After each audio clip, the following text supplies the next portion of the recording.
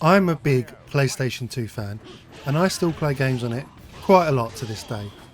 I wanted to do a little series where I can talk about what games I'm playing, and this is that. This is the first entry in my PS2 Diaries, Soulcalibur 3.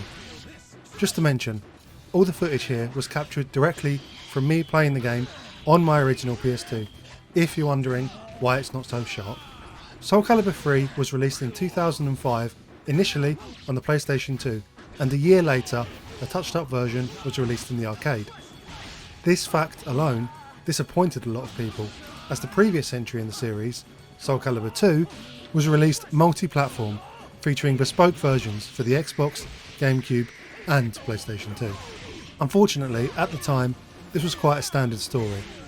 The next generation of consoles was expected to be released in the next year, and publishers were gearing up development for those platforms.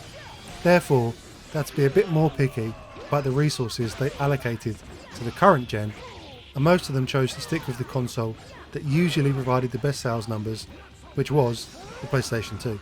Soulcalibur 3 is a fighting game that, unlike most at the time, clearly targeted a home console release first and thought about arcades later.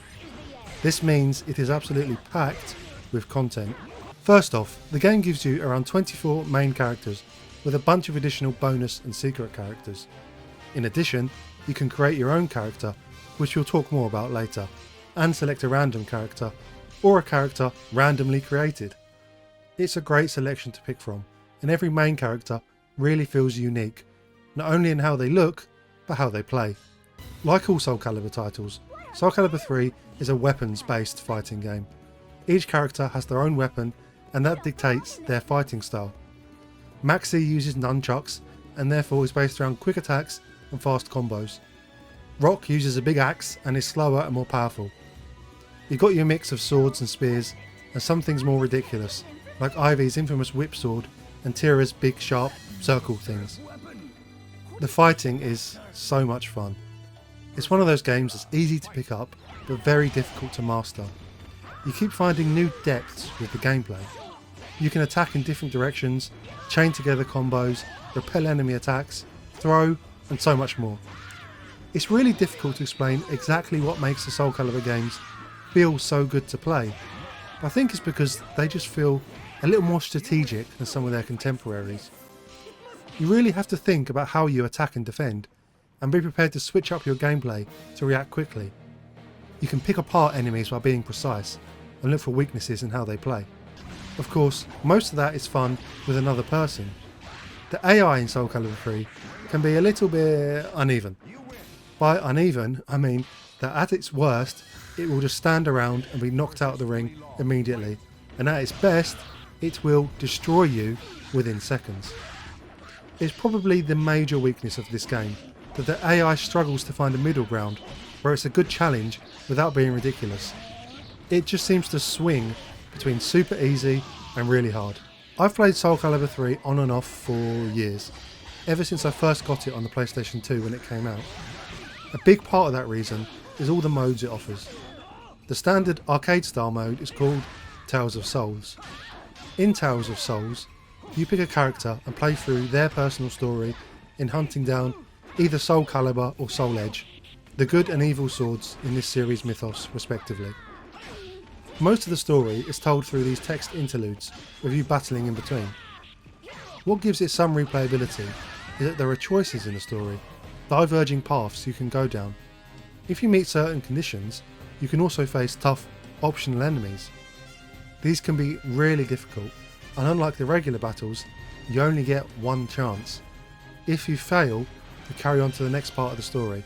If you succeed, you usually unlock something good.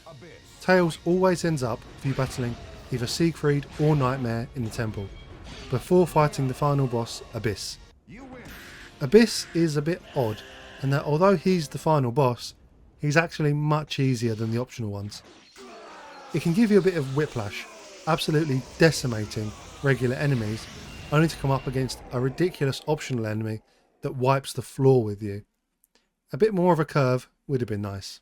Apart from unlocking new characters, you can also unlock modes, weapons, armour and items. You can buy a lot of this too in the shop, which just looks ridiculously packed when you scroll through it. All of this stuff can be used to create your own character. When creating a character, you pick a class which dictates what kind of weapon they use and their fighting style, and then go on to equip all those pieces of armour you've got.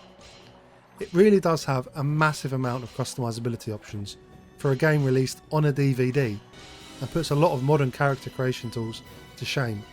I would spend hours in here as a kid, coming up with stories for the characters I was making to go with their outfits. I loved it, and still do. There are a range of other smaller modes, some more fun than others. There's a world competition mode, which takes the format of a tournament, Soul Arena, which offers different challenges, a practice mode, and finally, Chronicles of the Sword. Chronicles of the Sword is perhaps the most interesting addition to the series, in which you take control of a custom character and progress through a story in this strategy style game. You move your characters around a map, taking down and defending fortifications, getting into fights and levelling up. I find it to be a fair bit of fun, but it is a little infamous because of a famous glitch to do with Chronicles save data, which could cause corruption on memory cards. The time before software could be patched. Good memories. I just love playing Soulcalibur 3. Soulcalibur 2 is more famous generally, and because it focuses just on the fighting, it's perhaps a more purer form of the Soulcalibur style. But for me, I'll always come back to Soulcalibur 3. There's just so much more to do, I can never get bored of it. It feels like a proper release that you can enjoy on your own as much as with other people. For me, it's a real PlayStation 2 classic, and is a worthy first entry into my PS2 Diaries. The legend will never die.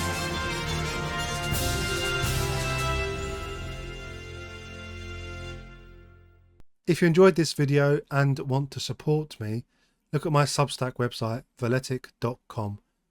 On that site I review games, talk about gaming history, and a bunch of other stuff. If you really like my stuff, on the Substack you can sign up to be a supporter and give me money. I mean, I could use fancy words like support the channel and whatnot, but ultimately that's all it basically is, right? Anyway, that's it. Goodbye.